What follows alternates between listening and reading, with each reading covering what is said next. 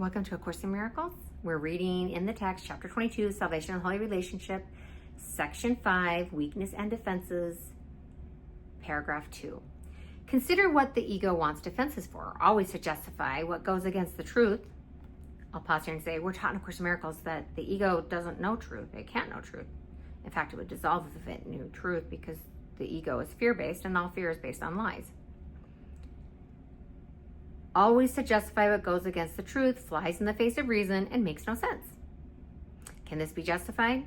What can this be except an invitation to insanity to save you from the truth? And what would you be saved from but what you fear? Belief in sin needs great defense and at enormous cost. All that the Holy Spirit offers must be defended against and sacrificed, for sin is carved into a block out of your peace and laid between you and its return. Yet how can peace be so fragmented? It is still whole and nothing has been taken from it. See how the means and the material of evil dreams are nothing. In truth, you and your brother stand together with nothing in between. God holds your hands, and what can separate whom he has joined is one with him.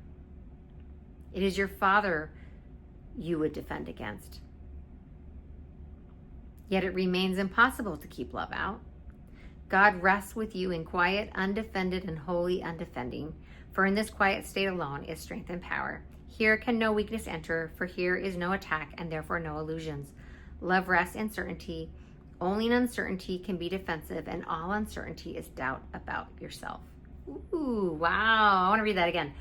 All uncertainty is doubt about yourself. How weak is fear? How little and how meaningless? How insignificant before the quiet strength of those whom love has joined. This is your enemy, a frightened mouse that would attack the universe. How likely is it that it will succeed? Can it be difficult to disregard its feeble squeaks that tell of its omnipotence and would drown out the hymns of praise to its creator that every heart throughout the universe forever sings as one? Which is the stronger? It is this tiny mouse. Is it this tiny mouse or everything that God created? You and your brother are not joined together by this mouse, but by the will of God. And can a mouse betray whom God has joined? If you but recognized how little stands between you and your awareness of your union with your brother. Be not deceived by the illusions it presents of size, of thickness, weight, solidity, and firmness of foundation. Yes, to the body's eyes it looks like an enormous solid body, immovable as is a mountain. Yet within you is a force that no illusions can resist. This body only seems to be immovable. This force is irresistible in truth. What then must happen when they come together? Can the illusion of immovability be long defended from what is quietly passed through and gone beyond? Forget not, when you feel the need arise to be defensive about anything, you have identified yourself with an illusion. I'll pause here and say, it's a really potent statement. If we feel defensive about anything, we're identified with illusions because we're believing in separation. We're believing in that there can even be separate interests that you could gain at another's expense. Like, it's not even possible. If you're gaining at another person's expense, you're definitely lost in the nightmare. You're definitely in an ego nightmare. And therefore feel that you are weak because you're alone. This is the cost of all illusions. Not one but rests on the belief that you are separate. Not one that does not seem to stand heavy and solid and immovable between you and your brother. I'm going to pause here and say, I remember times reading in A Course in Miracles and being like, well, I'm not experiencing that. I'm experiencing my separation, and this person did this mean thing, and then I'm mad at them, and I should get back at them, or I should withhold my affection because they're withholding their affection. All these thoughts, all these worries. And what A Course in Miracles helps us to do is just let them go as nonsense and be in the now moment. I'm not responsible for how others treat me. I'm responsible for how I treat them. How they treat me is a reflection of what they're going through. It's not a reflection of my value. My value is unassailable and it's not up for a debate, nor is yours.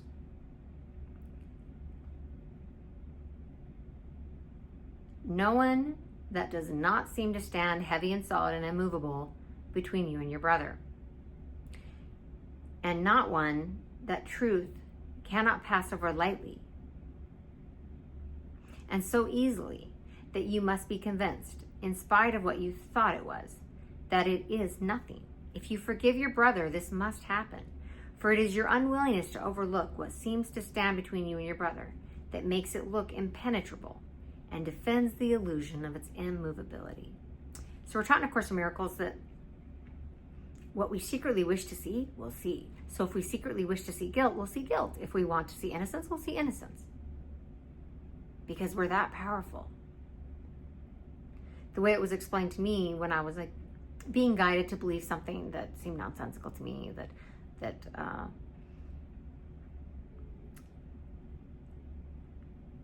if I could open my heart and my mind, that this horrible, huge problem would simply disappear. I was like, no, I don't believe that. That doesn't make any sense to me. And what flowed through was, to the ego, you have to see it to believe it. But in truth, you have to believe it to see it. In psychological terms, we could call it confirmation bias. That's kind of a simplistic man-made term to look at these beautiful transcendent philosophies, but there's some correlation there. What we want to see, we see.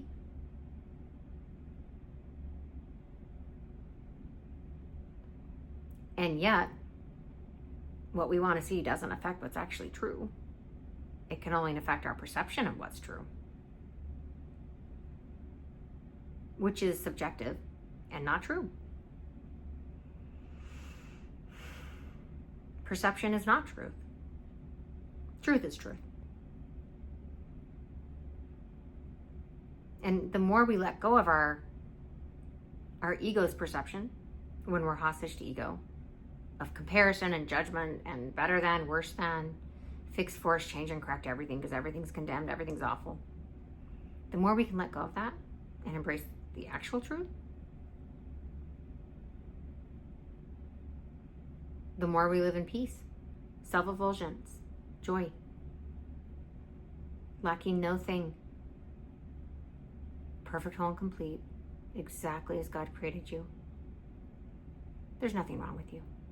There's nothing wrong with you. There's nothing wrong with you. Your ego won't accept that because your ego is insane.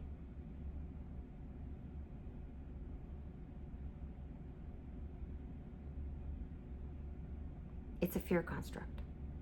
In truth, it doesn't even exist. It's just a lie. But truth is real.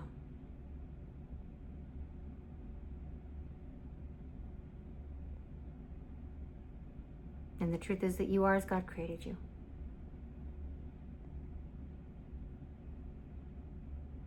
Perfect, whole, and complete. Beautiful in every way. And innocent. And when you see that, you have no need to condemn your brother.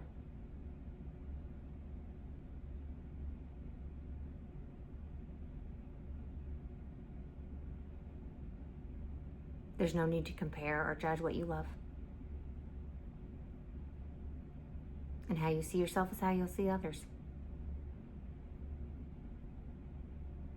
So, the most loving, kind, and gracious thing you could ever do for anyone around you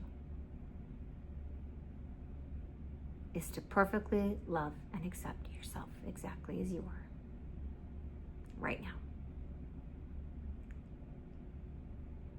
Experiment with that. See how it makes you feel and what it leads to. And when you're in that understanding, that awareness, how do you treat the people around you? What are the fruits of that choice? By their fruits you shall know them. You'll know what principles are true and correct by the fruit they bear. If it bears good fruit, that's a good principle. If it bears evil fruit, bitter fruit, I wouldn't suggest planting those seeds. I wouldn't suggest nourishing those seeds. Thank you so much for being here. I love you. I'll see you soon.